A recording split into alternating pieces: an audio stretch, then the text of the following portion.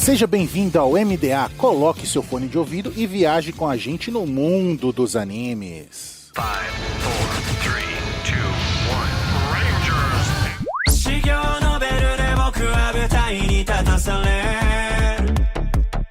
1, E estamos no ar com o MDA. Seja o navio pirata e uma nuvem voadora, viaje com a gente no mundo dos animes. E nessa semana, vamos viajar no louco mundo de Sentai Daichikaku. Eu sou o Raul e, na moral, se fosse fazer uma imitação, era melhor fazer direito, viu? Graça, assim, velho. Já agrediu o bagulho sem nem um minuto de cast, mano. Aqui é o Bruno e abre o olho, hein, Toei? Abre o olho que você já derrubou o vídeo no YouTube por muito menos, viu? Olha aí! Não faz eu rir, não faz eu lembrar que é um dos poucos vídeos que tem no canal do Cartoon do YouTube, a gente tomou um strike da Toei, porque a gente foi falar de Digimon. Aqui é o Carlos e nós temos os Super Sentai aí, Dark Shonen, né, velho? É isso.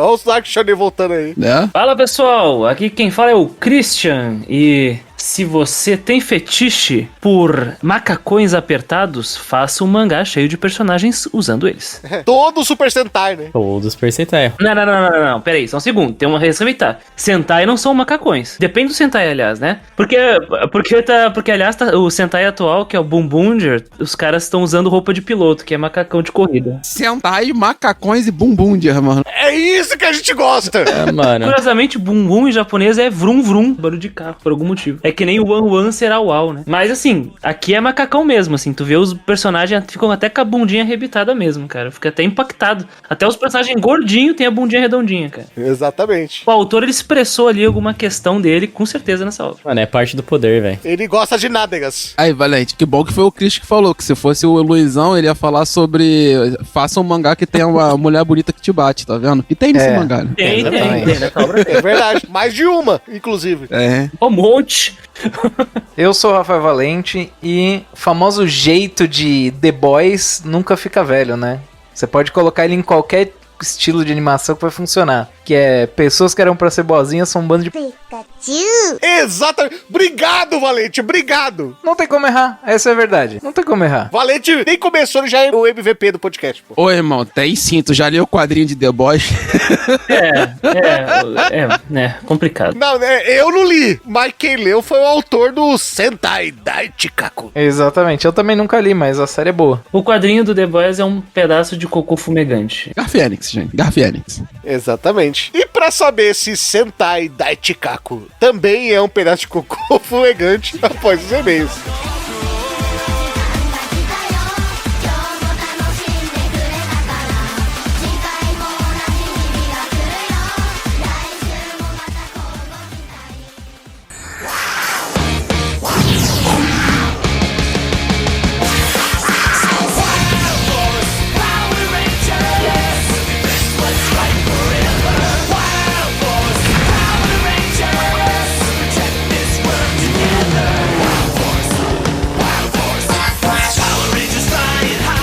Gente, o patrão ficou maluco na Anime Hunter. Sim, nossos parceiros agora estão com 15% de desconto no Pix e no dinheiro e 5% de desconto no cartão com o cupom MDA. Também somos parceiros da Crunchyroll, o maior streaming focado em animes no Brasil, e Rádio J Hero, onde estamos todo domingo às 4 da tarde.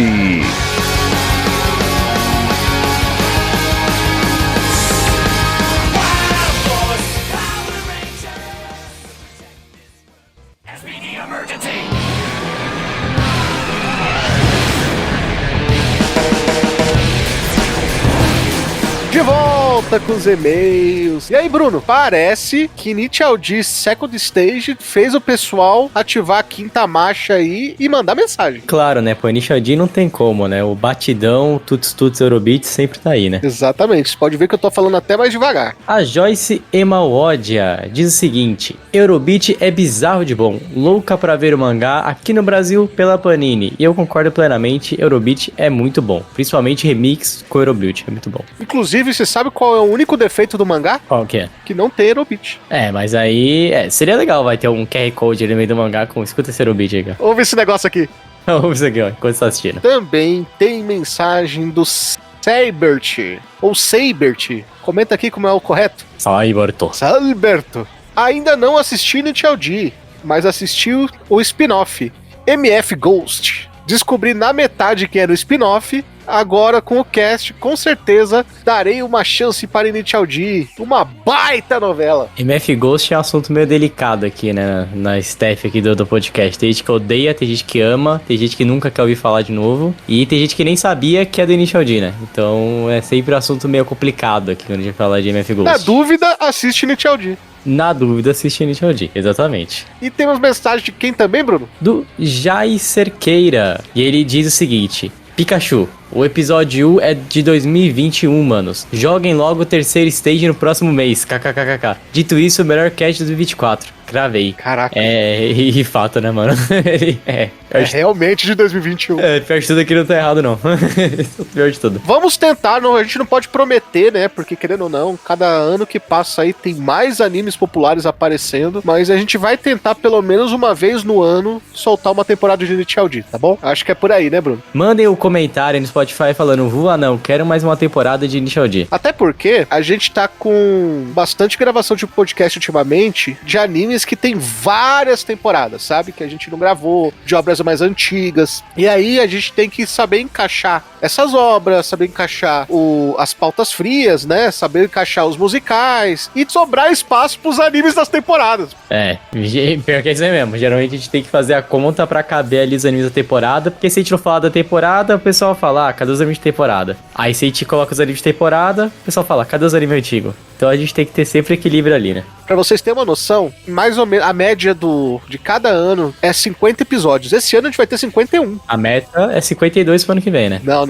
Calma, segura aí, pô. Porque assim, geralmente tem 50 semanas, né? Porque tem a primeira semana que a gente tira, tem aquela semana antes que tem o especial de 50, né? A gente não grava uma semana antes pra gente ter espaço pra editar ele, porque é sempre gigantesco. Então, como tem 52 semanas no ano, acaba ficando 50 episódios. Porém, nessa semana, graças ao dia 29, vai ter 53 semanas. Isso aí, ano bissexto, né? Exatamente. Então foram 51 episódios. A meta é ano que vem fazer 49 pra arredondar. Entendi, beleza. Isso aí, certeza é porque os editores estão assim: eu não aguento mais. Cadê o bebê? Eu não aguento mais. Não, a gente tá trabalhando bastante, mas a gente fica feliz que o resultado tá vindo, né, cara? A galera gosta de ouvir o MDA, param a gente nos eventos pra comentar sobre o podcast, a gente fica muito feliz. Isso aí. E também, lembrando, sempre tem no fim do podcast, mas sempre bom lembrar, se você quer falar com a gente sobre temas de anime e discutir um pouquinho do dia a dia, falar sobre zoação, futebol, anime e até quer falar um pouco sobre o Voanão, sobre algum podcaster, pode virar nosso apoiador, né mesmo? E tem o nosso Telegram. E aí você pode exigir o episódio. Exatamente, você pode começar a exigir episódios e aí você não precisa mais pedir pro Voanão, você pode falar direto: eu quero Initial D, essa temporada de Initial D, pode fazer o cast aí, a gente faz com o maior prazer e orgulho, é isso aí. Até porque você vai ser um membro da diretoria. Aí, depende, isso aí nem sempre pode ser bom, né? Enfim. Nem sempre é bom. Cara, a gente já gravou algumas coisas pedidas aí que foi de doer o coração, mas gravamos, pô. Gravamos. Inclusive tem um que estão pedindo lá, que eu tô postergando, porque tem muita coisa, mas uma hora a gente não vai fugir dele não, viu?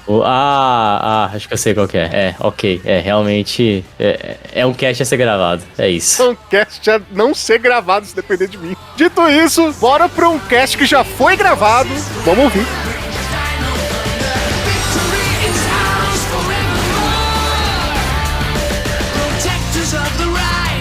De volta dos e-mails com o nome original Sentai Daichikaku, do gênero ação e ficção científica, com 12 episódios. Estreou no dia 7 de abril de 2024 e teve seu último episódio no dia 30 de junho, também de 2024. O streaming é o Disney Plus, olha que doideira. É verdade. Nunca pensei em ouvir isso na minha vida, né? Nossa, onde tá passando esse anime? Disney Plus. Começou a sair, né, no falecido Star Plus, depois teve a fusão, né, e aí Disney Plus. Virou o Megazord, né, velho? Fusão assina o cheque aqui, né? Famoso. Apesar dos Dragon Keepers não terem mecha, né? Isso é uma sacanagem. Eles não têm de fato ou não chegamos nessa parte da história ainda? É o famoso ainda, né? Então, aí é que tá. Será que dei spoiler? Season 2 vem aí. Não, mas peraí, se você tá escrevendo uma série, plagiando todos os Super Sentais que já existem e fazendo o The Boys Super Sentai, você tem que botar o Megazord. Não tem o que fazer. O problema é que precisa de um vilão que fica gigante pra ter um Megazord. Que cresça. Isso não tem, né? Não existe esse conceito. Não existe esse conceito de monstro gigante aqui. Exatamente. Ainda. Ainda. Mano, vai ter. Vai ter, mano. Na batalha final, o lutador D vai ser o gigante. É isso. É disso que a gente quer, pô. Do estúdio Yostar Pictures. Olha aí. Eu acho que é a estreia desse estúdio aqui no MDA, que é o estúdio de Arkanites e Blue Archives The Animation. Jesus amado, né, velho? Pô, aí eu posso falar, tentei ver 2 episódios desse Ark Knights aí, não dá. Ah, cara, é um anime baseado em jogo de celular e de navegador, Arknights, Blue Archive, essas picape. Não sabe que não vale a pena. Azur Lane, eles fizeram de Azur Lane também, que é outro dessa mesma vibe, não. Fiz um review lá do Cartoon, até a gente de vez em quando se sacrifica tentando ver um episódio, tá ligado? Não tinha nada pra fazer na noite, na vida, né, pelo que parece. E vamos ser sinceros, escolheram um diretor que é velho na cena, pô. Que é o Keiichi Sato, que é o diretor de Inuyashiki, Genzou e do incrível filme Senseiya, Legend of Sanctuary. Uma contextualização melhor aqui em relação ao trabalho do diretor, acho que cabe falar que ele também dirigiu Tiger and Bunny, né? Um anime aí de 2011, porque Tiger and Bunny é uma grande homenagem a Tokusatsu, né? Que são essas séries de heróis. E é bom, né? E é bom. E é bom, né? E o Sentai da Shikaku, ele é uma obra aí que satiriza uma fatia do Tokusatsu, né? Não, e ele dirigiu muita coisa popular, por exemplo. Pô, mano. Além de Tiger and Bunny, ele dirigiu Azura, em 2012. Ele dirigiu Black Butler, que é muito popular. Rage of Bahamut. Bom, hein? Além do que a gente viu agora. E trabalhou em muitas obras famosas aí também, né? Como diretor assistente. Ele dirigiu episódios soltos de muitas obras, né? Então tu pega aí Getter Robo, Giant Robo, Soul Taker, até Gundam Unicorn ele trabalhou em animação. É um cara experienciado, sacou? Um cara que já tem uma carga. Pra você ter uma noção, ele trabalhou até em Fatal Fury. Aqueles OVA de Fatal Fury? É maneiro os OVA, eu já vi. O Gundam Unicorn, tanto o anime serial, né, que foi produzido, que foi na verdade foi botado o anime, quanto as ovas é um processo de animação muito fica. Ele trabalhou na animação mesmo do Unicorn, né? Ele foi diretor de animação de alguns episódios, eu acho que um com certeza. Não lembro se ele fez outros episódios. Não, um é muito bom, por exemplo. As duas é uma. Ou ele tava devendo um favor pra alguém, ou ele tava precisando trocar o carro, né? Porque senão não tem explicação pro cara fazer direção na Yostar Pictures, né? Na moral, ele fez um filme de Cavaleiro do Zodíaco. Você acha que ele tá precisando trocar o carro? Não, então, mano, é porque o cara vai trabalhar na Yostar Pictures. Cara, ou é favor, ou o cara tá precisando de uma grana, porque não tem segmento. Cara, mas sabe o que pode ser também? É liberdade. Eu posso estar errado, que eu não lembro exatamente, que minha memória pode falhar, mas Inuyashiki e Gantz é do mesmo autor. Sim. Agora eu tô em casa aqui.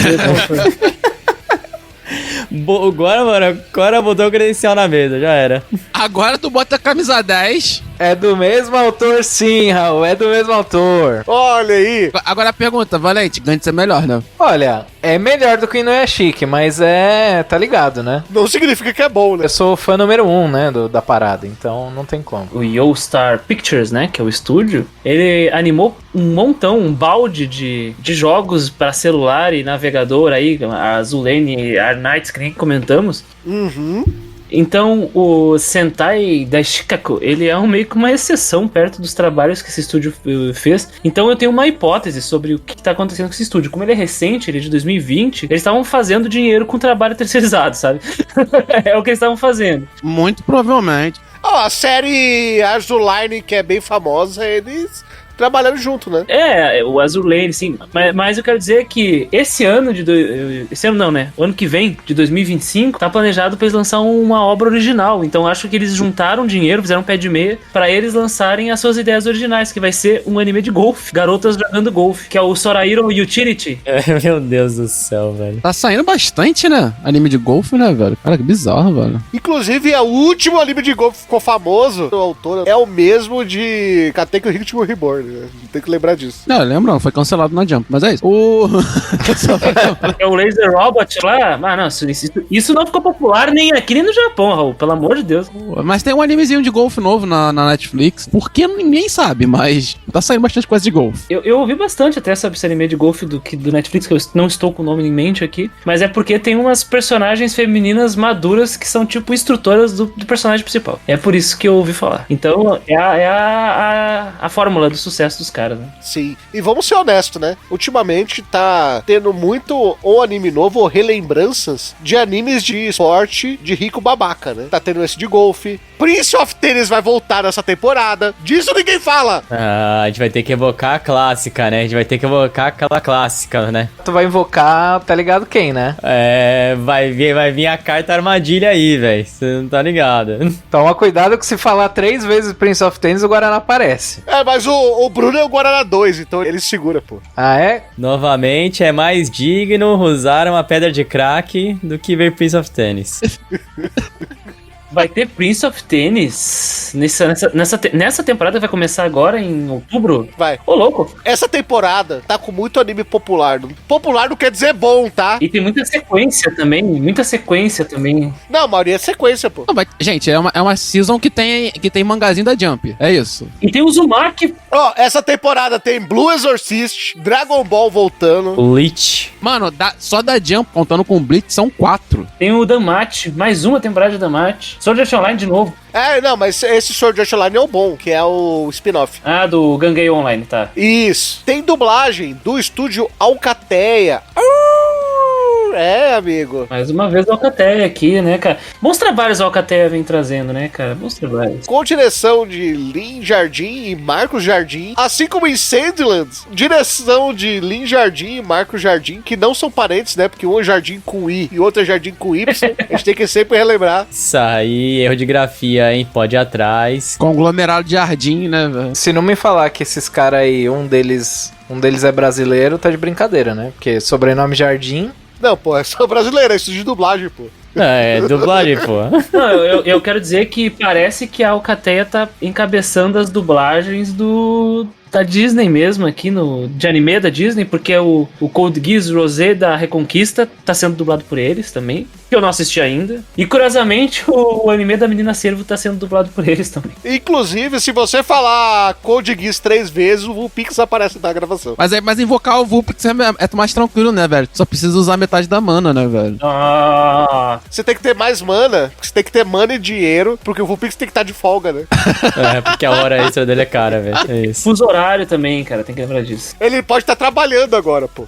A fonte é o mangá, né, da Kodansha, revista Weekly Shonen Magazine. Finalmente uma obra boa da Magazine, porque de um tempo pra cá a Magazine tava fazendo uns Battle Shonen bem, né? Vamos ser honestos. Ô louco. Tem que ser honesto. Blue Lock é deles. Ah, não é Battle Shonen, né? Arruma essa conversa aí. Ele é Battle Shonen e é pouco esporte. Não, o cara me fala, vou te comer. Ele fala que não é Battle Shonen, pelo amor de Deus, né, velho? Pera aí, se alguém te comer é Battle Shonen. Lá é ele, pô. Assim, mas tá saindo algumas obras bem interessantes na Magazine. Se tu parar pra pegar aqui a Table of Contents dele, eles têm, Blue Lock, eles têm o Gatiakuta, eles têm esse, né, o Sentai da Shikaku. Hajime no Ippo não conta, porque ele é eterno, tá lá. As duas últimas obras extremamente populares deles foram Fairy Tail e Nanatsu no Taizai, né? Ah, mano, mas aí é dinheiro, né, velho? Mas tem Fire Force, não tem? Fire Force da revista, não era? Fire Force não é tudo isso, não. Vocês que ficam babando o ovo aí. Ah, irmão. Que isso? Deu dinheiro. Vocês gostam de ver mulher ficando pelada de graça aí. Não. Candidato, você está sendo leviano, candidato. Cuidado com a cadeira aí, por favor, candidato. Por favor. Do autor Negi Haruba. Mesmo autor do Gotobun no Hanayome. Das quíntuplas. Ou as quíntuplas, né? Como foi lançado aqui no Brasil. Ou The Quintessential Quintuplets, né? Como tá volta e meia por aí. Eu fiquei impactado porque não tem nada a ver uma coisa com a outra, né? Um é romance e esse aqui é uma dark aventura. É o autor das quíntuplas assistindo The Boys, né, pô? É isso. É o autor das quíntuplas on drugs, né, cara? Porra. O que me deixa muito feliz, porque mostra que o cara tem versatilidade, né? O cara é criativo, né, mano? Ele sabe trabalhar com o que dão pra ele, né? É isso, né? Eu não sei dizer se é criativo porque ele não criou muita coisa aqui, né? Mas beleza, a gente pode conversar sobre isso. É o Battle Shonen dele, pô. Mas até aí, o Battle Shonen nenhum, então enfim, né? Não, é diferente, Vamos falar sobre isso. Não, dá a sinopse pra entrar a treta, vambora. E se a batalha pela sobrevivência que existe há 13 anos entre monstros e o Esquadrão Ranger fosse uma farsa por todo esse tempo? Todo mundo já pensou isso aqui alguma vez, também, enfim. Com seu antigo esconderijo de chefes eliminados, os lutadores sobreviventes fazem um acordo secreto com o Esquadrão Ranger para participar do combate dominical, onde eles sempre serão derrotados todo domingo. Cansado dessa farsa, o lutador D decide agir para mudar isso de uma vez por todas. Basicamente é o classicão, né? Aquele classicão que a gente tem ali de... isso aqui foi uma farsa, aí se tudo for alterado, tudo se for... qual é o nome? O plot twist, vamos dizer assim, né? Se é bom ou não, a gente vai discutir, mas a ideia é essa. Exatamente. Resumindo, é a história dos Dragon Ranger. No caso do Sentai Daishikaku, ou Go Loser Ranger, né? Nesse nome internacional. Eu sinceramente, achei muito bosta o nome internacional, de verdade. Como assim, mano? É bem melhor que o nome original, velho. Eu achei muito bosta o nome internacional, pra deixar claro. Mas qual é o nome original em português? Só pra gente ter uma noção e poder fazer um comparativo. Sentai Daishikaku é algo como a grande desqualificação do Sentai. É isso que significa. É. Não, o Gogo Lost Ranger é melhor. Não, pô. Primeiro porque... vou só explicar porque eu acho merda o nome, depois eu vou entrar onde eu queria entrar antes, né? Por que eu acho merda o nome aí? Porque ele tá pagando um grande tributo a Power Rangers. Porque ele tá remetendo o Go Power Ranger. Go Loser Ranger, ele só existe, esse nome ocidental, ele só existe pra ter uma função. Pra que as pessoas olhem pro título e, como conhecem já por osmose cultural o Go Power Rangers, eles já têm uma relação com o título. Mas pra mim é genial isso aí, velho. Fala, Sentai Daishikaku. Tu tá dando mais munição pra gente, eu acho. Eu estou reconhecendo que isso foi usado dessa forma porque é inteligente. Mas eu acho merda porque é um tributo a Power Rangers. E a obra, por si só, não tem nada de Power Rangers. Absolutamente nada. Assim como o Power Rangers não tem nada de Super Sentai. Mais ou menos. Algumas poucas séries do período do final da Era Saban, elas eram adaptações quase um por um das séries. Que nem de adaptação de Time Ranger e de Go 5. Mas assim, eu como um grande fã de Tokusatsu e um grande fã de Super Sentai, eu falo isso. Porque, por exemplo, se eu for somente fã de Power Ranger, eu vou assistir isso e vou perceber que eu tô sendo enganado, cara. Tá entendendo? Não é o que o título tá vendendo. O título só quer massificar o produto, sacou? É isso que eu tô dizendo. Mas vamos ser honestos, Chris. Qual foi a era mais merda de Power Rangers, né? Que é a adaptação de Super Sentai pro ocidente. A era mais merda de qualidade, tá falando mesmo de qualidade de obra? Das empresas que cuidaram. É que teve duas eras terríveis, né? Aí que é o seguinte, a primeira era, que foi a Era Saban, ela é dividida em coisas muito ruins e coisas boas, sabe? Coisas muito ruins e coisas boas. Por exemplo, eu não vou fazer uma palestra de Power Rangers aqui, né? Mas a série Power Rangers, até Turbo, assim, era tudo muito ruim. Eu não acho não, pô. Não, é tudo muito ruim, cara. É infantil, pô, tá certo. Não, Espaço é infantil e é pica. Você tá falando que Morpheus Power Ranger é ruim também? Terrível. Não tem pé nem cabeça. Anos 90, pô. Zyuranger é anos 90, que é o original, que é o Ryu Sentai Zyuranger, e não é idiota, só porque é anos 90, sabe? Então eu quero dizer que tem eras ruins. A era Disney, ela é complicada, mas tem coisas muito boas, como SPD, sabe? SPD é muito bom. Então aí a gente pode dialogar. Ok, agora, ok. Por exemplo, RPM é muito bom. Olha aí, tá tocando RPM, pô!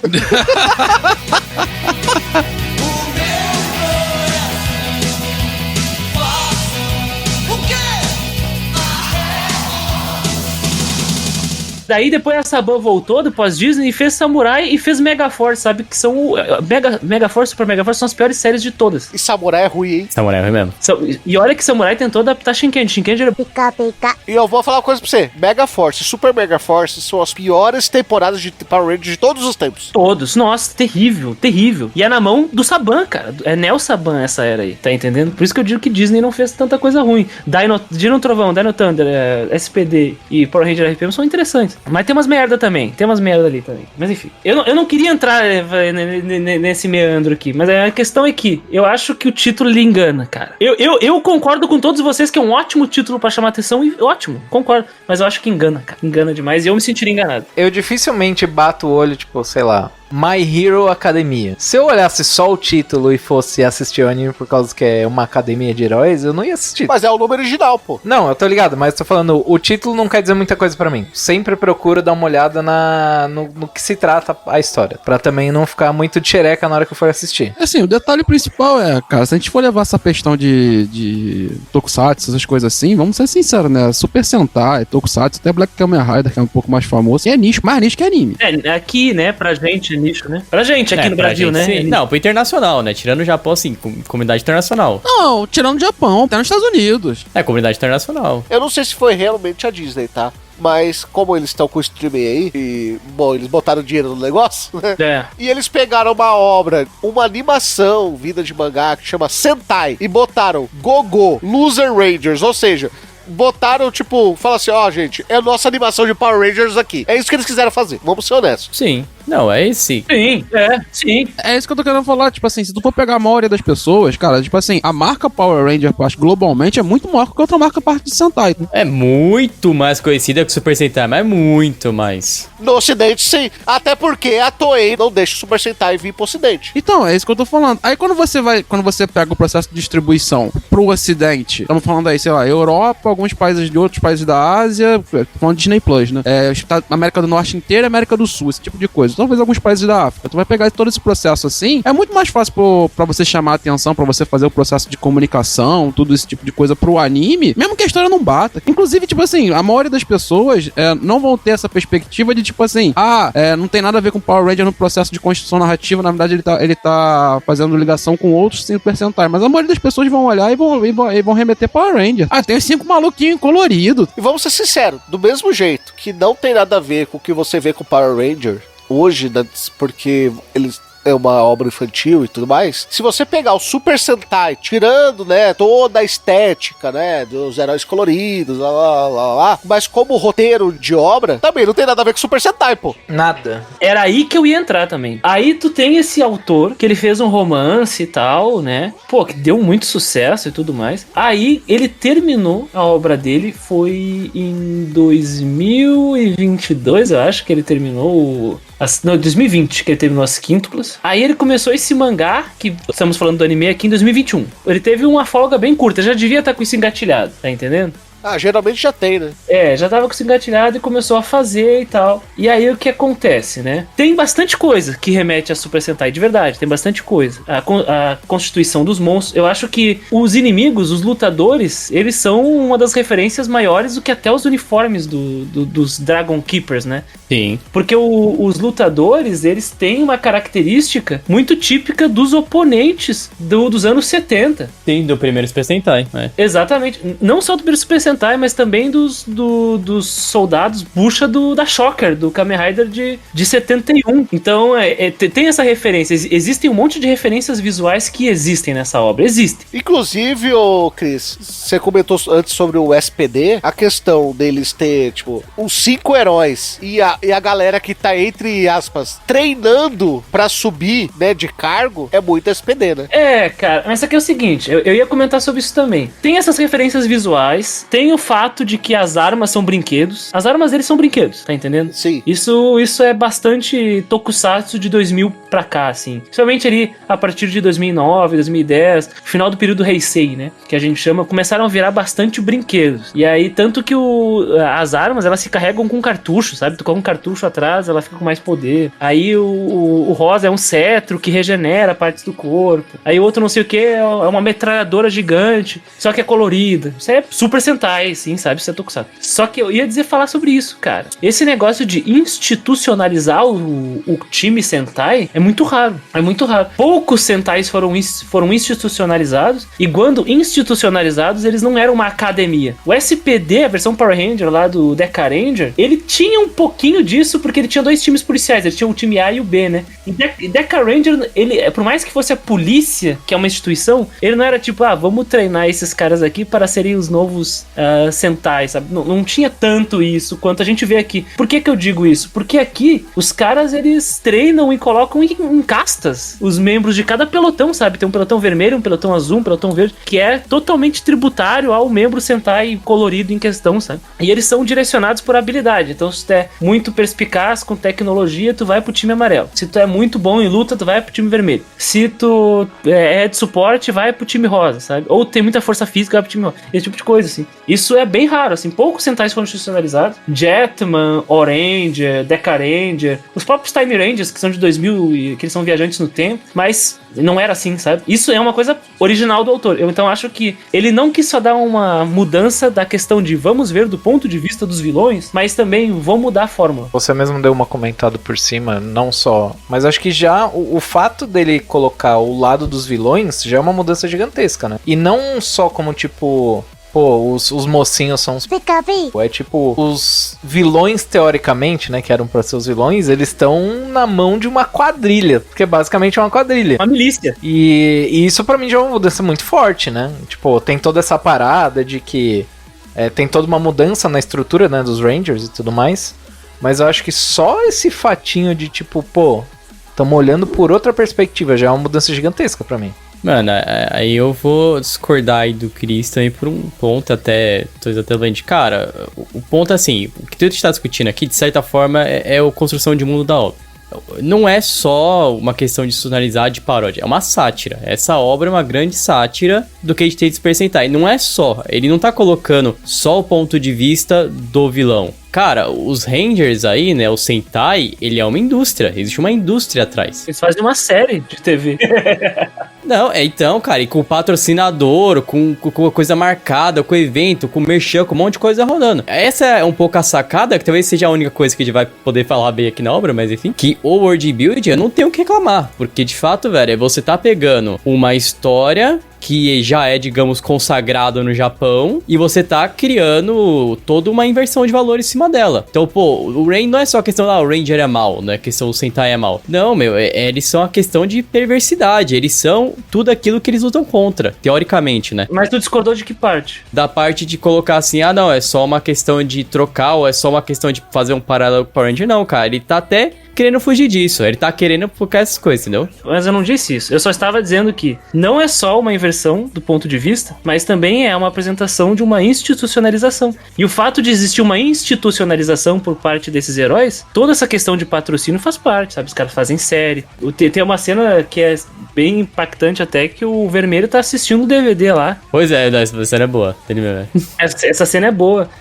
Eles mantêm eventos que as pessoas pagam lá pra ver, sabe? Eles matando os monstros, e as pessoas se colocam em riscos de propósito, teoricamente, né? Então é uma coisa maluca, assim. Eu só citei essas duas questões, né? Nem é uma questão que eu tô reclamando, sinceramente. São duas questões de construção de mundo mesmo, que o autor trouxe, sabe? O que eu acho mais legal, nesse contexto de história geral, é porque, claro que não foi feito porque, mano, eles vão imaginar que isso vai ser feito em um país, né? A época que sai essa história, muito próxima das eleições de prefeito nos vereadores no Brasil, é mostrar que, cara, não tem inocente, sabe? Porque você começa a história torcendo pro grupo, né?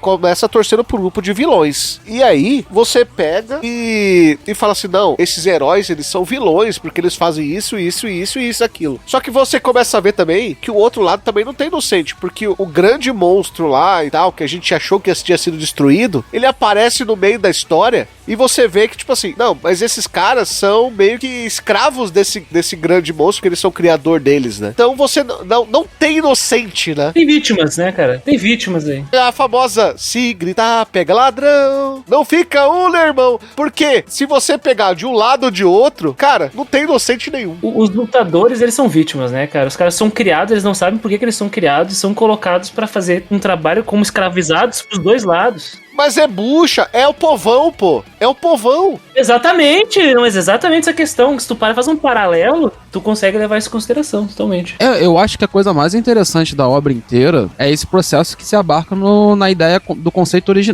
inicial do processo, que é o quê? Olha, eu vou contar essa história a partir do olhar dos vilões, e não é porque eu vou contar só da perspectiva dos vilões, porque ele poderia contar da perspectiva dos vilões da invasão, de tudo mais e tal. Não, eu vou contar da perspectiva dos vilões, porque esse grupo de vilões aqui, ele tá sendo quase basicamente um trabalho escravo pra aqueles caras. Oprimido. Estão sendo, na verdade, né?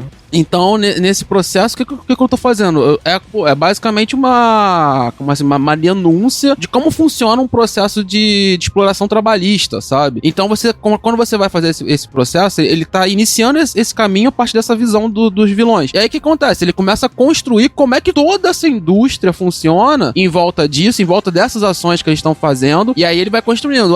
Tem o show, tem a transmissão, tem um evento, né, cara? Porque a transmissão é ao vivo, né, cara? Então, ele tem todo o processo de evento, de transmissão, como as coisas acontecer, a parte teatral, aí tem toda a indústria que funciona por trás dos Rangers lá, né, que funciona como é que funcionam os caras e tudo mais e tal, que a gente já comentou aqui, né, que tem toda uma hierarquia funcional militarizada nesse processo, que eles têm que seguir, vai subindo e tal, que lembra em certo sentido até um pouquinho o processo militarizado do próprio japonês, com, existe o general topo de linha e os caras abaixo, com patentes e tal. Exatamente. Então você tem todo esse processo de construção que ele vai fazendo do mundo a partir dessa economia que ele se desenvolve ali, né? E que é a parte que eu acho realmente mais interessante do mundo, que é que ele vai desenvolvendo desde o início, né? E é onde que ele mais acerta. Eu acho que ele acerta muito mais, por exemplo, que no desenvolvimento dos personagens, sabe? Concordo. Eu acho que o world building dele é o melhor explorado. Quando eu usei a política como exemplo, você pode pegar até o Chris falou um pouquinho sobre. Você tem os heróis, entre aspas, né? Que são Dragon Keepers. Vamos chamar de Rangers. E aí você tem toda a população humana que acredita em tudo que eles estão falando. E aí você tem o outro lado, você tem os vilões que foram derrotados no passado, e você tem um grupo ali que trata como pessoas marginalizadas, até exploradas pelo outro grupo, porque o grupo dele perdeu. Só que quando o grande líder desse grupo volta, você vê também que esse grande líder trata esse povo exatamente como o outro povo tratava, como escravos. Ferramentas, né, cara? Só ferramentas. Exatamente. Isso é uma grande mostra do que é a grande polarização da política hoje em dia no mundo. Porque você tem dois lados, e eu não tô dizendo que um é certo ou tá errado, não tô querendo fazer julgamento disso. Eu só tô dizendo que as pessoas que estão ali, lá embaixo, né, tanto os humanos quanto os ABCD lá dos vilões, entre aspas, eles são só bucha de canhão de quem tá lá em cima. E isso é a grande realidade do universo hoje. Tem um detalhe que eu queria fazer um comentário também, né, de inspiração visual, né? Porque esses uniformes dos Dragon Keepers, né? O Yujin Sentai Dragon Keeper, né? Algo como o Esquadrão dos Deuses Dragon Keeper. Uhum. Eles não são baseados em nenhum Sentai que existe, né? Eles são, pra mim, na minha visão, eu não vi nenhuma entrevista do autor, mas claramente pra mim, a inspiração dos uniformes é Gatchaman, né? Que é Kagaku Ninja Tai Gatchaman. Que ele surgiu antes de Super Sentai, né? Ele foi uma coisa desenvolvida antes, pelo Tetsuo Yoshida, isso lá em 72, e foi a introdução do conceito da Five Man Band, né? O grupo de 5 pessoas que tem papéis bem estabelecidos, que foi uma coisa que o próprio Shotori Shinomori já estava desenvolvendo no Cyborg 009, que acabou sendo a base pro Himitsu Sentai Goranger, né? O primeiro Super Sentai que ele criou. Isso. Inclusive, rapidinho só te cortando, Cris, quando eu comecei a ver, minha primeira relação foi com o Goranger, assim, de cara. E depois eu fui mudando, tá ligado? Porque o trabalho do Shinomori é o basilar de todas essas construções de Super Sentai que a gente tem futuramente, né? Então, quando eu bati o olho e eu vi os 5, eu falei, pô, não é nem Power Ranger, é Goranger. Depois, como tu falou, já dá uma modificada nesse processo. E sabe o que é interessante? Você falou dos visuais. Se você pegar o verde, ele tem uma máscara diferente dos outros, né? Tá pro rosto todo, né? E tem aquele negócio meio vilanesco, né? Na boca, né? Como se fossem os dentes, né? E isso é muito da primeira temporada de Power Rangers, né? Que é a questão do o verde ele começar como vilão, né? Só que ele entrar pra equipe. Porque ele é o único que tem que ele tem um visual mais vilanesco na roupa. Mais agressivo, né? Só que ele faz parte da equipe também, exatamente. Eu acho que na série dá a entender que o poder do verde é devorar coisas, por isso que ele tem aqueles dentes no capacete, né? Porque a menina, que é a segunda do comando dele, ele tem uma máscara que ela devora até a energia, né? E não só isso, ele também quando eles estão naquela reuniãozinha, depois que o vermelho caceta um maluco lá, todo cheio de sangue, ele tá lá comendo tranquilão, então ele tem uma relação ali com comida muito próxima, né? Os verdes são ataque furtivo. É mais um anime que prova que se fosse comunismo estaria tudo resolvido, né?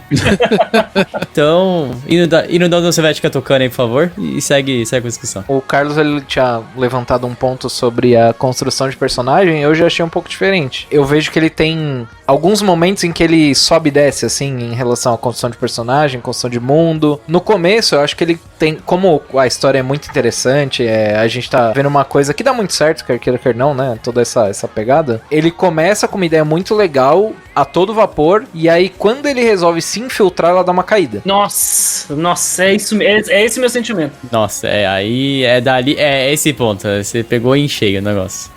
Então, pra mim foi bem claro, não sei se foi pra todo mundo, mas eu senti uma caída bem grande. E aí, quando eles começam a, tipo, desenvolver a relação entre os personagens, mostrar qual que é a ideia, quando aparece mais um vilão, e aí começa a entrar muito mais dos Rangers, que pra mim os Rangers, eles são a cereja do bolo. Todos os episódios que os Rangers estão, são bons. Por isso que essa queda dele, essa barriga no meio, porque eles não participam tanto dessa interação. Quando ele tá começando a entrar na escola, é mais aquela galerinha ali do tipo, eu quero subir pra virar um Ranger e tal. Essa galerinha, meio whatever. Agora os Rangers, eles roubam a cena em qualquer momento. E aí eu senti essa volta no final da temporada. Eu falei que eu prefiro a construção do mundo porque eu acho que até ele entrar nessa parte, ele tá construindo um mundo pela visão do nosso querido protagonista, saca? Então ele tá apresentando o mundo pra gente, então ele vai apresentando, existe toda uma estrutura de empresa por trás dos heróis, existe toda essa perspectiva de trabalho forçado, escravizado pra gente. Aí tem todo um processo meio que, tipo assim, ele entendendo esse processo. É meio que, tipo assim, você tá entendendo luta de classe nessa construção. Eu tenho que me revoltar contra isso, então eu tenho que destruir isso por dentro. Aí ele começa a rolar todo um processo ali que é meio político mesmo nessa construção do nosso personagem e ele entendendo como é que funciona. Quando ele vai entrar lá, fazer a infiltração dele e tudo mais e tal. No início ainda é interessante porque ele ainda tá contando essas histórias. Como é que funciona o processo estrutural da empresa, como é que são separados os grupos de cores, esse tipo de coisa. Então tudo ainda ali abarca uma construção de cenário, saca?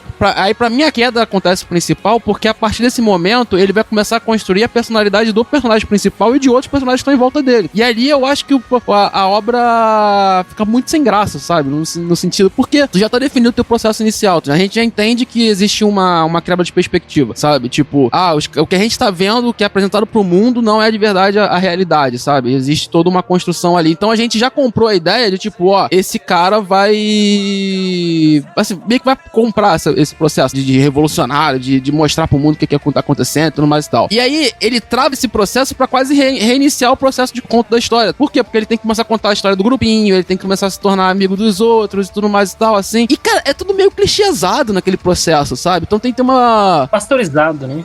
Tem uma discrepância muito grande do processo inicial, que era um processo que, tipo assim, como a gente falou que é uma sátira, uma construção, ele é um processo muito criativo, muito interessante pra essa construção de mundo, sabe? Então eu acho que tem essa discrepância, e aí que a gente sente o gap da obra, e ela só volta a se tornar interessante quando aparece o vilão final, não é nem por causa das brigas nem nada, é porque a gente volta a entender que no cenário global da obra inteira, os caras já eram escravizados antes, entendeu? Sim. Então qual é o processo que a gente tá falando? A gente tá falando quase, sei lá, de um plano Marshall dali, que é o quê? Os Estados Unidos foi lá na Segunda Guerra Mundial e depois tem um plano Marshall de reconstrução, mas os Estados Unidos não tá fazendo isso por caridade, tá fazendo isso porque ele quer dinheiro pra manter separado o processo da União Soviética, é um processo político capital. Os Rangers são iguais, mas ao mesmo tempo a gente consegue entender que os Rangers realmente salvaram o mundo, porque quem tava antes lá era ruim pra caceta. Só que eles eram ruins, né, cara, também. Entendeu? Sim, sabe o que é interessante? É mostrar que a primeira temporada, ela prova que você tem que se sujar pra você ser parte de uma equipe ou parte de quem tem o poder. Porque é muito interessante o primeiro Ranger a cair ser o azul, porque a gente vê ali o passado da história do Ranger azul, né, que morreu. Ele só queria fazer o correto. Teoricamente é mais justo, né? Sim, e aí você vê o Ranger azul ali, você vê o grupo azul, que é coordenação e ataque em equipe. E aí você vê o grupo que tá lutando pra ser os próximos azuis, eram dois amigos, né? Amigos de infância. Exato. Um que se sujou pra tentar ser o próximo Ranger azul e um que não quis se sujar pra isso. E o outro que sacrificou, Raul. Ele sacrificou, mano. Exatamente. Então você vê a relação de valores da obra. Mais uma vez a questão do The Boys, né? Dentro da obra. Que você tem que se sujar pra você manter o poder. Porque se você for justo, honesto e querer fazer as coisas direito, você vai ser o primeiro Bush a cair. Eu ia comentar uma coisa que é o seguinte. Qual é a minha relação com essa obra, né? Eu já tava de olho nesse mangá quando ela começou a ser lançada no Japão. Aí quando teve anime eu esperei sair. Quando saiu eu acompanhei semanalmente até o episódio 6, mais ou menos. Eu tava broxado com o anime, sinceramente. Porque essa experiência notícia que foi comentada sobre... quando virou escolinha ficou chato. Foi essa a minha impressão, sabe? Virou escolinha demais. Vamos treinar, não sei o que. Essencialmente, o autor entregou trocentos personagens que eu não ligo do nada pra obra. Ele tirou um personagem que era... que é o Ruivinho lá, né? Que é o nome dele? Sakurama. E o pior é que, tipo assim, ele volta com o personagem, talvez com uma ideia muito merda de Siscon, né? Ainda tem esse detalhe. Não é dele isso aí, importante deixar claro. Não é do personagem, mas assim, o que engloba o personagem. O Sakurama tá fora da obra. Aí, em troca do Sakurama, recebemos a XX, que é a menina lutadora, que é, cara, sinceramente, é uma das coisas assim, ó. Os mistérios são os que mais me chama atenção nessa parte, porque essa menina morava no armário do Sakurama, e ele sabia disso. E era dito pelo diálogo dos outros personagens que o Sakurama falava sobre a amizade com os monstros. E ele dividia quarto, hein? Teoricamente, o Sakurama dividia quarto. Vivia em república, né, velho? Então. Mas ela tava escondida no armário. Mas é interessante que o Sakurama, ele defendia direitos pra essas pessoas, pra esses monstros, pessoas. Sim, isso é muito interessante. Tratar eles como pessoas. Então, cara, esse personagem era muito da hora, cara. Esse personagem é muito legal. E aí, eu pensei, que chato, tá esse negócio, um monte de boneco aleatório, um monte de menino com o macacão apertado. É só isso que o autor quer fazer, cara, do nada. Aí depois, teve aquela batalha lá, que eles deram um jeito de trazer outros personagens que eu não ligo, que são os segundos do comando lá, né? Que o único que realmente a gente acha interessante, pelo menos eu falo por mim, que é a menina loirinha de amarelo lá, né? A Yumeko. Que ela joga pra todos os lados, né? Que ela é misteriosa. Não, a gente não sabe pra que lado que ela joga até agora. Né? Cara, eu vou ser o mais sincero, eu nem achei o personagem dela tão legal assim, porque, tipo assim, como ela joga pra todos os lados, ela fica um personagem meio vazio pra construção da obra. E ela também é aquele famoso personagem que tu pode empurrar ele pra fechar qualquer ponta que vai servir. Exatamente, é o que faz a obra andar, é o empurrão, é o empurrão da obra. A minha hipótese é que ela é um lutador também, tá entendendo? Eu acho que não. Ou que ela é um monstro. É a minha hipótese. Eu não sei, é a minha hipótese. Ela pode ser uma quebradora de correntes da história, sabe? Game of Thrones? Dracarys. Você pega a série ali, você acompanha a personagem desde o começo, e ela faz sempre o que é correto, liberta os escravos. No final, ela fez tudo isso porque ela queria o poder, que ela se suja. Eu acho que a Yumeko é por aí, viu, cara? Pode ser. Cara, eu vou ser mais sincero, assim, até no costume de ler mangá e animes, assim, a minha perspectiva é que ela tem o passado trágico, que lá no início ela já sabia das merdas que acontecia com os Rangers, e ela quer destruir esse processo porque aconteceu uma coisa no passado dela e ela tem raivinha desse processo. É nessa linha mesmo, eu tô pensando algo assim. Mas aí o Sakurama é igual, cara. Não, mas calma, mas aí depende da posição que você vai olhar o roteiro, né? Porque o Sakurama, ele, teoricamente, ele é um peão, né? O Sakurama é burro, essa é a verdade. Aí o Meiko pode ser, tipo, não, ela já era alguém do topo, já. Não fala mal do Sakurama, porque graças ao plano do Sakurama, o lutador D conseguiu fugir, eles trocaram de lado e eles entraram. Mas a gente não sabe se o plano é dele até agora, porque ele ouvia tudo que a Yumeko falava. Tem essas questões todas, eu fiquei, que chato. Aí eles trouxeram mais boneco que eu não ligo. Aquele maluco lá com uma máscara, porque se machucou do vermelho. O vermelho é violência pura, né, mano? Ele é o sarcástico total, né? Assim, é o contrário do Ranger vermelho total, né? Exatamente. Todo o grupo vermelho é da violência, assim, total. Aí esses caras são do maluco, tem o Coringa lá, o cara do vermelho, sabe o que é? Coisa chata. Aí os caras lutam no estacionamento. Luta no estacionamento, cara. Que clichê, que chato. Aí tem a primeira luta, chato. Aí quando foi pra segunda luta, e aí a série me fisgou, pra valer. Tirando o world building, aquela coisa que a gente falou do começo, que é o chamado pra aventura e tal. O que me chamou a atenção? Quando a galera foi traída. Por quê? Porque não é pra ser sobre ser um time, formar um time, fazer amizades na escolinha? Aí o autor, ele joga isso fora e forma um time dos melhores ali, né? Que seriam os melhores, os mais capacitados. E aí os que ficaram pra trás, o baixinho, o cara musculoso, que é todo narcisista. É o Santos, né? O time B. Vou nem responder. Todos os underdogs ali, eu pensei, agora esses caras, eles vão ter que, com suas fraquezas, fazer alguma coisa legal. E foi isso que o autor fez. Aí eu fiquei interessado, sabe? Eu achei legal. Aí a partir dali, a narrativa, ela se desenrolou. A partir dali, porque veio o cara azul, veio o monstro, tá entendendo? Eu sinto que esse anime, ele começou querendo entregar uma parada, e ele já tá me entregando um outro tipo de experiência muito mais refinada, digamos assim, que é, vamos colocar assim, ele começou querendo ser uma paródia, onde, na verdade, os bonzinhos são os malvados. Beleza. Aí ele passou pra uma história de vingança, que fazia parte, né, do começo ali, onde o cara quer vingar os monstros porque eles estão sendo injustiçados. passou pra uma parada de... Pô, não é só ele que quer se vingar, tem mais gente, tem um mistério por trás. No final, ele já tava dando tipo um bagulho a entender de que, pô, talvez esse Ranger azul ele não seja tão... Talvez nem todos os Rangers sejam... Com certeza a maioria deles são. Mas talvez não todos. Talvez não todas as pessoas que estão nessa organização de Rangers são pessoas horríveis. Perfeito. Ele começa a se importar com a humanidade, cara. Quebra estereótipo, né? A obra fala sobre isso. E a gente tem que lembrar que eu falei do Ranger azul lá antes, né? Que ele era o único que queria fazer a coisa correta. Mas a vice dele, que é a Komati, também. A Izumi. Ela também quer fazer o correto. Então você vê que existia um grupo pra pessoas que realmente queriam trabalhar em equipe, né? Tanto que esse grupo é exatamente o grupo que trabalha em equipe.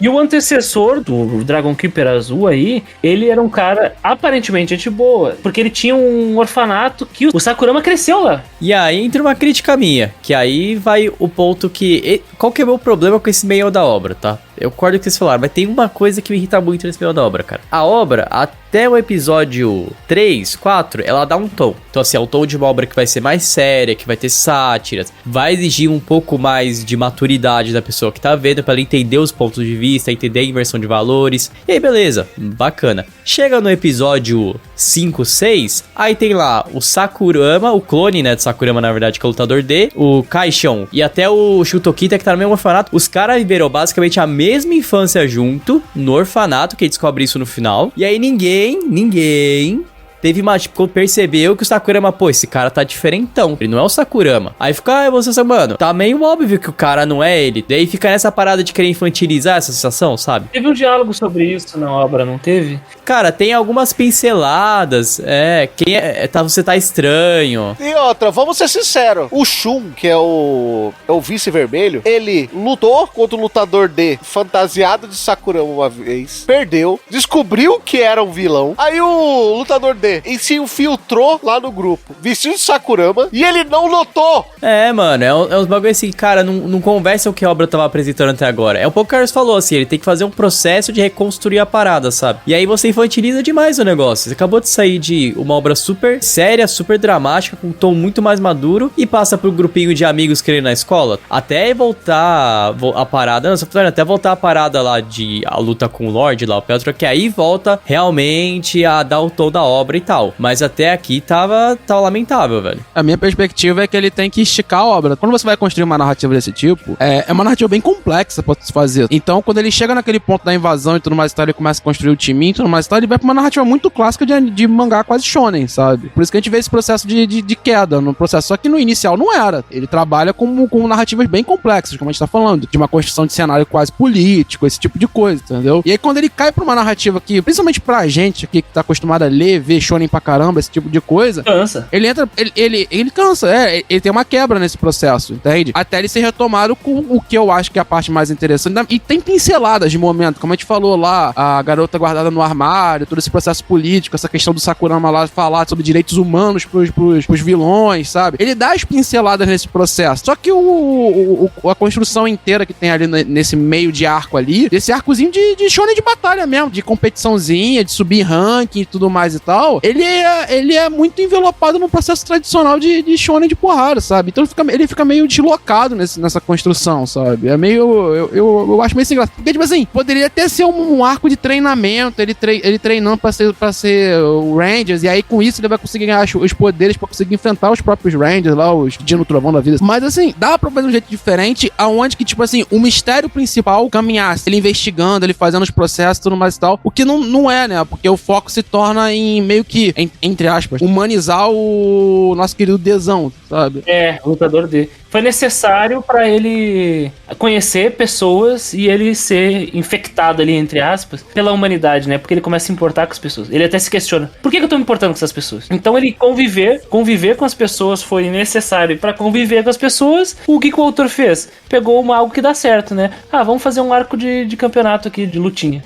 É importante que ele tenha essa humanização pra ter a quebra no final. Até a quebra de ele lutar com o antigo vilão e tudo mais e tal. Só que a parte mais interessante de quando aparece o vilão e tem a quebra, na verdade, verdade, pra mim, é quando ele entende que ele é escravizado pelos Rangers, mas ele também era escravizado antes. Tipo assim, ele tem a consciência de classe completa, sabe? Tipo assim, ele fala, pô, mano, eu sou um desde que eu nasci, sabe? E aí ele começa a entender esse processo e aí ele se revolta. A parte pra mim mais interessante é essa. E tipo assim, com certeza tinha outros jeitos pra se fazer essa narrativa, mas o que tá posto pra gente, pra mim é meio sem graça. Acho que meus colegas concordam. Concordo. E vou dizer mais uma coisa que a gente não citou até agora. O autor, ele tem que dar uma desculpa muito boa, né? Quando a gente vê o passado do Sakurama, tudo que eles passaram ali e tudo mais. E a irmã dele ter se vendido, a irmã dele se vendeu. Sim. Essa é a grande realidade. Tem que dar uma desculpa muito boa pra irmã dele ter se vendido, porque senão acaba com toda a obra, cara. A partir do momento que você coloca a irmã dele como a Guardiã Rosa, e se não tiver uma desculpa muito boa, cara, você destrói tudo que foi construído até agora. Tem um detalhe sobre a obra, quando tu falou de consciência de classe,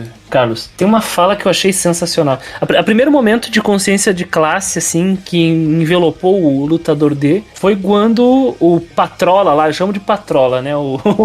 Peltrola. Não, Patrola, pô, tem que ser Patrola. Beisola. O Beisola, ele mandou a lutadora XX pular na frente dele, pra tomar um tiro por ele. E ela toma esse tiro, um tiro de uma arma que eles não conseguem se regenerar. E aí, porque bom, quem não sabe, né, os lutadores têm o superpoder de serem imortais e poder mudar de forma, né? Poder manipular o próprio corpo e tal. Mas as armas dos Dragon Keepers podem feri-los definitivamente. E aí o Patrola foge e tal. E aí o lutador D saca que, cara, tu não devia ter feito isso. Esse cara só tá te usando como uma ferramenta. No final, bem no final, quando o Patrola foge, usando o corpo dela, aliás, importante deixar claro, ela diz, peço desculpas, D. Eu só fui ensinada a ser assim. Essa acho que é a cena mais genial que tem nessa primeira temporada toda. Eu só fui ensinada a viver desse jeito. E o D, por que o D é diferente? Porque o D, ele tá prestando atenção nas outras formas de viver, nas outras pessoas, em como os outros vivem, e ele questiona o porquê ele vive assim, e por que os outros vivem assim.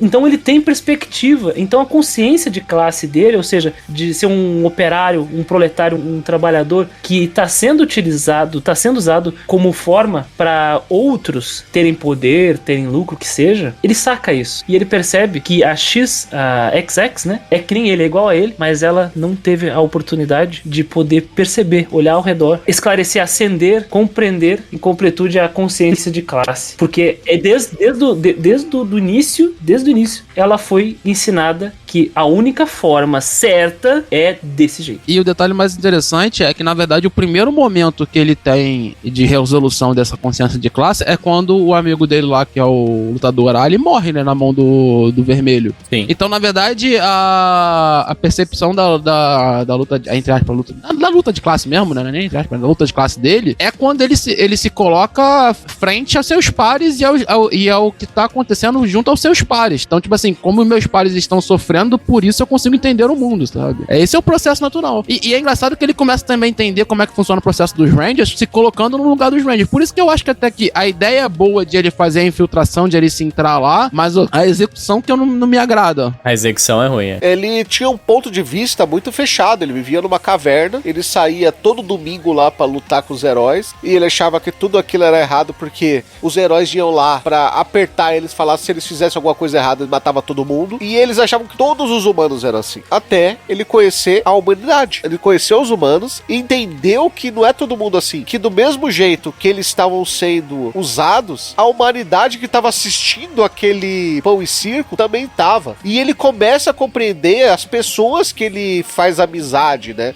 E tudo graças ao Sakurama. E a XX acaba acontecendo isso, né? Por conta dele. Do mesmo jeito que o Sakurama fez com que ele começasse a olhar o mundo de uma maneira mais ampla, né? Tirasse aquelas amarras. Ele tirou as amarras da XX também. Porque do mesmo jeito que a XX pulou na bala pelo Patrola, a XX entendeu depois que ela estava fazendo uma coisa errada e foi ajudar o lutador dele no final. Porque ela precisou quase morrer pra compreender que aquilo tava errado, cara. Não, mas é total isso aí, questão de luta de classe e tal deles. É bem nessa provocação de precisa passar por esse processo pra quebrar a corrente, sabe? Tipo, é necessário esse processo. E a obra vai disso. É por isso que tem destoa tanto o tom, sabe? Dessa primeira parte até aquele meio pra segunda. Porque a dimensão do que você tá falando, a maturidade do que você tá falando é muito diferente, sabe? Tipo, de um campeonatinho de batalha pra uma questão de, cara, você ter consciência de classe, de onde você tá, dos seus pares, dos seus superiores, como é que você quebra a corrente e que caminho você vai tomar como indivíduo, né? Porque aquele sonho que ele tem é quando você percebe que cai a chave, né? Tipo assim, ele fala, não, eu vou dominar o mundo, eu vou dominar o mundo. Aí ele tem aquela visão, meio que aquele sonho que se eles dominassem o mundo, significaria que todos os humanos que estão ali morressem. E que são pessoas que ele começa a ter empatia. E ele fala, não, então eu vou recusar tanto essa visão que colocaram sobre mim, que é a dominação do mundo, quanto a dos Rangers, vou criar a minha visão. E pro pessoal aqui não entender errado, tipo assim, a gente não tá falando de comunismo mas e tal, todo o processo revolucionário vem derivado na história da humanidade de consciência de classe e revolução de classe, de luta. Então, todo o processo revolucionário acontece nesse sentido. Então, aqui, ele exemplifica essa construção. E é muito interessante o que o Bruno acabou de falar, que o que acontece? Ele não precisa ser, tipo assim, como é que eu vou usar essa palavra? Cara, super denso na construção pra apresentar esses tipos de conceito, essa questão da disputa de classe e tudo mais e tal. Não, é bem simplório, assim, tipo assim, é uma pessoa sendo maltratada, é uma pessoa sendo escorraçada pela outra por um processo que ela, no caso ali, não é nem trabalhista, como é dos Rangers, mas é um processo de, assim, de servidão, sabe? Não é nem uma pessoa, é um grupo, né? A gente é colocado nisso de uma construção narrativa bem simples pra depois se complexar esse processo. E aí onde que pega, pra mim, a construção dessa parte ali do grupinho, da escolinha. Por quê? Porque é muito simplório aqueles processos ali do grupo da escolinha, cara. Tipo assim, pô, tu vai pegar os personagens que estão ali, o personagem que rivaliza, entre aspas, com ele. Cara, é um personagem tão qualquer coisa, sabe? Clichêzão. Então, o nosso querido Coringão dos Vermelhos lá também, sabe? É um personagem assim que ele é tão... Toquita.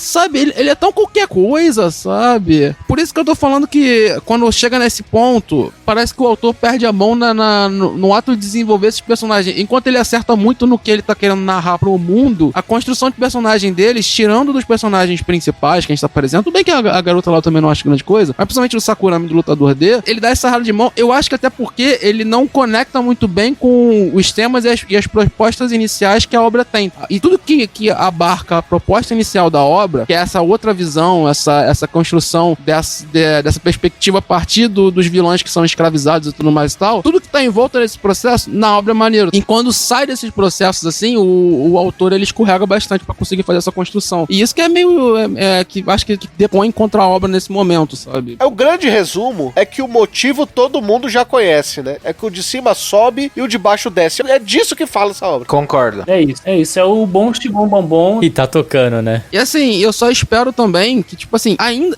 Eu tenho leves escorregadas com isso, mas eu espero que ele não vá pro caminho que mais me irrita em The Boys, que é, tipo assim, começar a escrachar as coisas por escrachar. Eu tenho a crítica, mas a crítica fica vazia porque eu tô escrachando tudo. Só pra ter a comédia, né? O meu problema normalmente com séries desse tipo de coisa assim, que é os darkzão da vida, esse tipo de coisa, é eles caminharem por esse processo, tipo assim, ultra violência e tudo mais e tal, ó como eu sou diferentão e tudo mais e tal, mas no processo é vazio, sabe? A construção da crítica e tudo mais e tal, do tema. E aqui em Go Loser Ranger não é assim, entendeu? Por isso que eu ainda vejo muita graça no anime nesse caminho. A gente tem que falar, talvez, do pior personagem do Go Loser Ranger, então, né? Que é a porcaria daquele dragão, né? Serve pra nada, aquele dragãozinho, né? Pois é, cara, não entendi até agora ele, né? Teoricamente, é assim, o esquadrão dragão. Esquadrão Deus dos Dragões. Aí os caras falam com o espírito do dragão, que ninguém sabe que faz nada. As armas, né? As armas tem negócio de dragão, né? Também.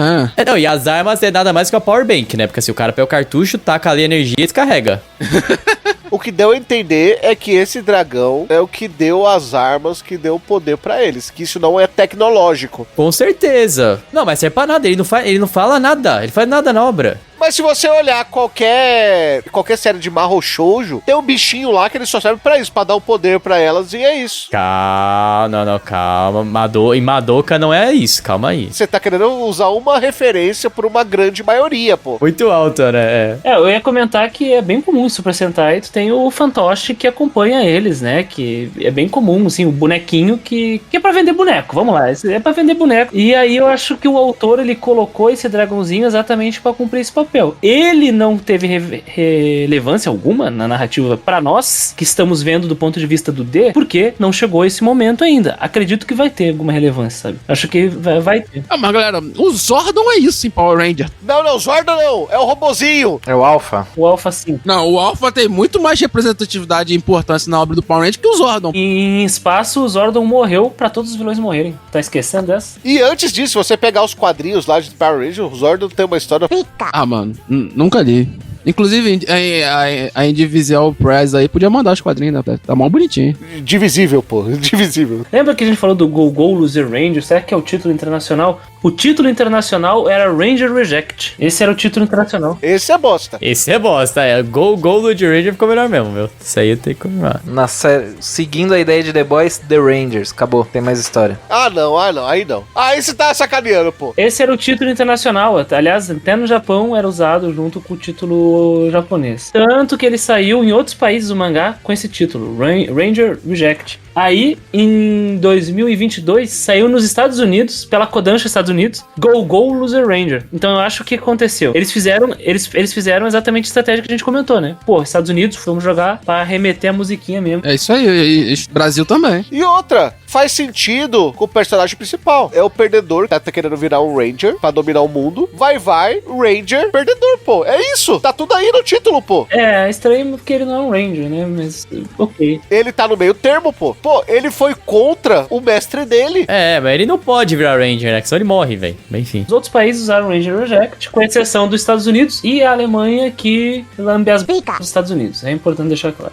E aí, é isso. O mangá não sai no Brasil. Ou ainda, né? Porque vai que pode ser lançado no futuro. Hasbro não vai deixar, fica tranquilo que a Hasbro não vai deixar. Dito isso, vamos para aquele momento, então? Vamos para as considerações finais e notas para Go Loser Ranger. Go Loser Ranger, ou se você preferir em japonês, Sentai Daishikaku. Mas eu prefiro o título internacional, como a gente falou. Não. É Sentai Daishikaku. Com a voz do Lancer, né, que te dá essa dica. Sentai Daishikaku. Tem que ser, pô. Bom, basicamente, como a gente falou muito aqui, né, é uma grande sátira. Essa ideia dos Super Sentai, essa ideia dos Rangers, com um roteiro muito mais maduro, um roteiro que sai do que a gente espera quando a gente fala de um Power Ranger do Super Sentai, e que tenta, de certa forma, trazer esses temas e essas provocações atuais, e que são bem importantes, em quebra de estereótipo, consciência de classe e várias outras. Como a gente falou, assim, o grande ponto positivo desse anime, eu vou falar do anime, não vou me reter à obra como mangá, porque eu não li o mangá, então não posso falar muito sobre ele, falar mais sobre o que foi apresentado no anime. Sobre essa questão que a gente tá falando do world build e também do desenvolvimento, é um desenvolvimento que peca em muitos pontos, o roteiro me estranha, não é legal o meio dele principalmente, e por isso entra nesse grupo de obras que a gente já analisou aqui no MDA várias vezes, de obras que tem uma ideia boa, um world build legal, mas na hora que o cara vai desenvolver, não rola. Então, eu vou ficar com a nota 7, porque é uma nota que a gente já deu para outras obras que tem as mesmas características em relação ao roteiro. E, bom,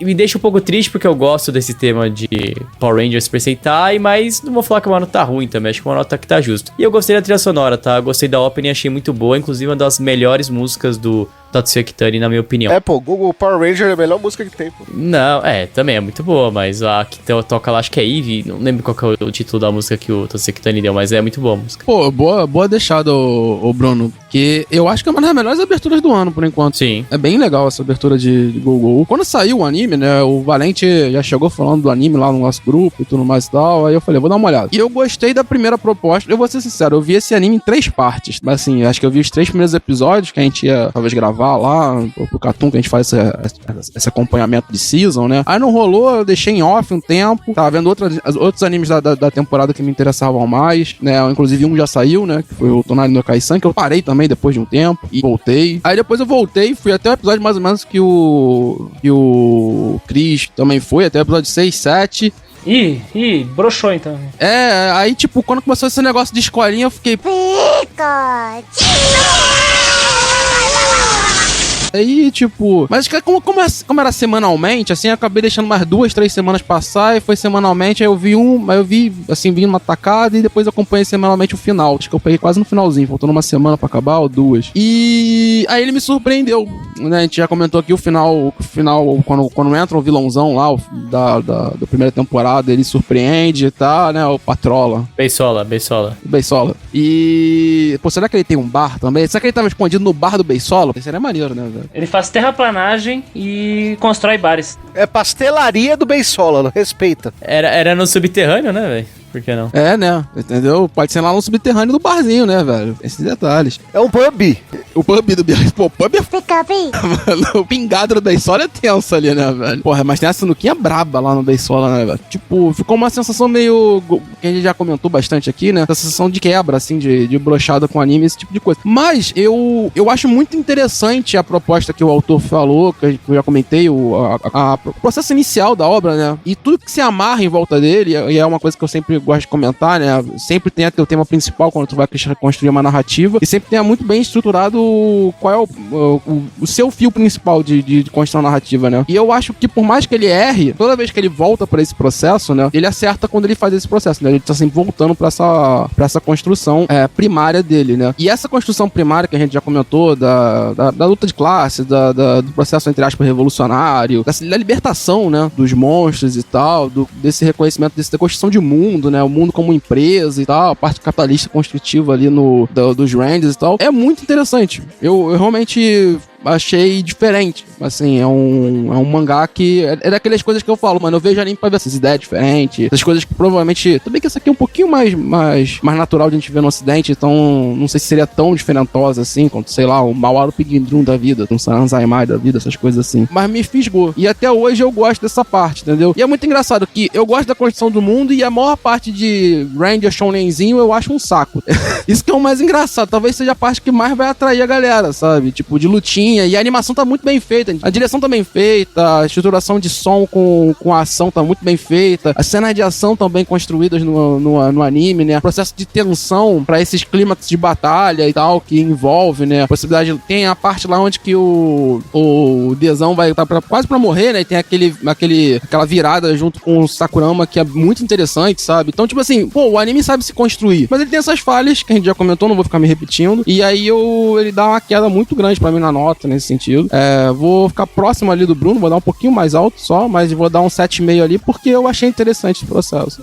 Ele, pô, vai dar um pouquinho mais alto, velho. Vai dar um pouquinho mais, pô. Quem dá tem que gostar de dar. Não tem que dar pouco, né, Carlos? Carlos 2024, é isso. Um ditado que eu gosto é: se vai cagar, firma o pé. É isso. Mano, já tá lá, se lambuza. Sobre esse anime, assim, eu acho que temos que, além de todas as questões que foram ditas, eu acho que temos que dar um foco bastante aí, considerável aí, pra questão técnica dele. Por tudo aquilo que nós vimos nessa temporada de 12 episódios aí, batalhas muito bem construídas, temos o som sendo utilizado de uma forma aí muito boa também, uma direção de som com lugares fechados, eco, as habilidades sendo utilizadas, o impacto delas, é possível sentir isso. Essa é uma obra bem construída, assim. O orçamento para ela foi abrir uma caixa. O caixa pro pessoal fazer o trabalho aqui. Então, parabéns pro pessoal que fez aí o trabalho da animação. Parabéns pro diretor que teve ótimas escolhas, principalmente da parte das batalhas. Dá pra identificar formas diferentes de lutar, dependendo dos personagens da escolinha ali. Por mais que no começo eu não tava ligando muito pra eles. Depois disso, eu consegui perceber esses detalhes, o que é louvável. E a abertura, como eu sou um sommelier de abertura, assim, que abertura boa, né, cara? Eu faço coro sobre isso. Não só da música, que é uma música muito da hora, mas ela é muito bem dirigida, o conceito dela é sensacional. Ela começa com uma mão, com fios, como se estivesse controlando um fantoche, e aí o fantoche é o lutador D, e aí ele escapa das linhas, só que mesmo assim tem ali uma representação cartunesca de um planeta usando ele como se fosse um boneco, e ele escapa, e mesmo quando ele escapando pela segunda vez, várias mãos estão perseguindo ele. Então essa questão dele perceber a posição dele como um lutador, identificar o problema do caso, tanto do ponto de vista dele como monstro, até mesmo na instituição dos Rangers, ele se olhar nos reflexos e se perceber como um sujeito, ele correr perdido, cara, isso tudo na abertura, isso é sensacional, sabe? Então, pra mim, é a melhor abertura do ano que eu encontrei até agora das obras que saíram. Então fica aí, que eu gostei bastante. Gosto da mensagem da obra, eu tenho problema com a escolinha, de verdade, assim. Acho que o autor, ele colocou o fetiche dele por macacões aqui, pra ficar bem claro, mais uma vez, porque tá muito apertado essa roupa, gente, apertado demais, coitado do pessoal ali, não deve estar com circulação, né? Mas de resto, eu acho uma experiência ruim, por mais que a escolinha seja chata. Eu gosto de Tokusatsu, gosto de Super Sentai. Eu gostei da forma que lutadores aí, eles são representados. E quero ver até onde o D vai. Afinal de contas, será que ele vai reorganizar a instituição e tornar ela uma que luta por justiça? Que nem o desejo do rapaz que ele tomou a forma ali. Que apareceu na cena pós-créditos, aliás, do último episódio. Espero que ele volte, porque é um personagem da hora. Minha nota pro Sentai Daishikaku é 7,5. Acho que tem problemas, mas é um anime bom. Acho ruim, não é mediano. Acho que é um pouco acima da média. 7,5 tá ótimo pra mim. Passa assim um pouco acima da média. Gostaria de ressaltar alguns pontos de que ending e opening pra mim são, se não são as melhores, são umas das melhores, né? Tipo, tanto o opening quanto o ending pra mim são muito boas, muito acima da média, ainda mais pra quem assiste bastante anime sabe que as openings e endings às vezes a galera nem põe esforço, então só o fato de, pô, a opening é genial pra mim, talvez a melhor do ano. Ainda tem coisa pra sair, né? Mas com certeza uma das melhores. A ending tem dancinha, então me ganha. Tem dancinha. Muito bom. Tem dancinha e a música é boa também, então boa demais. A animação é muito boa, ela é muito acima da média da maioria dos animes que a gente tem no ano, e então tem que ser lembrada. O Chris falou, o Carlos falou, então vou falar também. A animação muito boa, muito acima da média, ganha muito ponto o anime por causa disso. A única coisa que a gente já comentou é que teve essa barriga no meio, onde ele começa a entrar na escolinha, ela realmente cai um pouco, isso não tem muito pra onde fugir, mas no geral pra mim o anime ele é muito positivo. Assim, dos animes que eu assisti no ano foi um dos que eu mais gostei de assistir. Tudo bem que eu tenho toda uma história de... A maioria das crianças no Brasil gostam muito de Power Rangers, porque assistiram na infância e tudo mais. E eu sou uma dessas pessoas e eu senti a falta de ver coisas de Power Ranger. Porque não tem muito nos animes, infelizmente. A gente citou algumas como Tiger Bunny e tudo mais, mas é difícil a gente ver, sabe?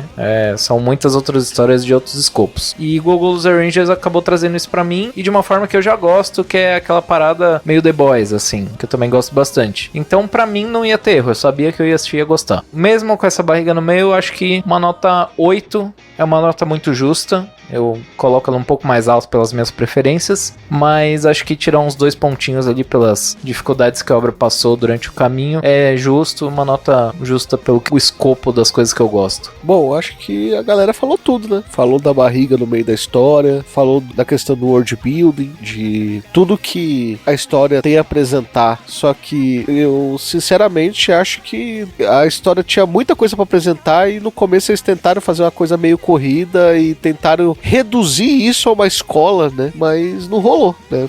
Às vezes você reduzindo demais a tentar fazer uma coisa muito simples pra mostrar o macro, não funciona, né? Porque o macro é muito mais complexo que isso. E a gente tá falando de um tema muito complexo. Cara, o começo é muito bom, né? O meio ele se perde um pouquinho e o final ele é legal também, mas esse meio ele acaba pagando um pouco do que a gente vê como obra, né? Se pegar, por exemplo, aquela galera que assiste 3, 4 episódios de um anime e para, se ele for começar a assistir o meio, ele vai parar de assistir o anime e não volta mais. E isso é complexo, e não vê que tem uma parada no meio ali que prende você, né? Dito isso, eu vou ficar com uma nota 7. E com as notas dos meus colegas, 2 7,5, um 7, um 8 e um 7,5, a média fica 7,4. E você? O que você achou de Gogol Lost Rangers? Comenta pra gente. Você prefere aí assistir Power Rangers, né? O Gogol Lost Rangers, ou você prefere assistir Sentai Daishikaku? Comenta aí também. Se você prefere Super Sentai ou Power Rangers, né? A gente quer saber. Quem sabe no futuro a gente não faz um MDA sobre Power Rangers ou sobre Super Sentais, né? Eu sei que tem uma parte da equipe aí que gosta pra caramba dessa parte aí de tokusatsus. Você pode mandar aquele e-mail pra podcast@mundodosanime.com ou deixar, né, seu comentário no seu agregador de podcast favorito. Lembrando lembrando que na leitura de e-mails, né, a gente só lê o e-mail em si ou o seu comentário lá no Spotify, certo? E claro, você pode ser aquele Super Sentai, você pode ser aquele Power Ranger, né, que salva a gente pagando menos que uma coxinha. É, amigo, eu tava vendo ali alguns vídeos do pessoal de culinária lá, que do mais barato ao mais caro. Agora é comprovado, a coxinha tá mais cara do que você ajudar o MDA. Exatamente, com R$5. A partir disso, você pode ajudar o MDA. Ou seja, com menos de uma coxinha, você pode nos ajudar com uma condução, né, em São Paulo. Você pode nos ajudar aí a ser um podcast muito melhor para vocês no futuro, né, e continuar fazendo o seu entretenimento. Agradecendo sempre a eles, meus amigos, que fazem esse podcast acontecer. Os nossos amigos Bruno Rezende, Carlos Petroni, Guilherme Lourenço, Henry Yamaguchi, Lucas Batista e Nathan Kleiber. No mais, nós ficamos por aqui. Até o próximo episódio. Tchau.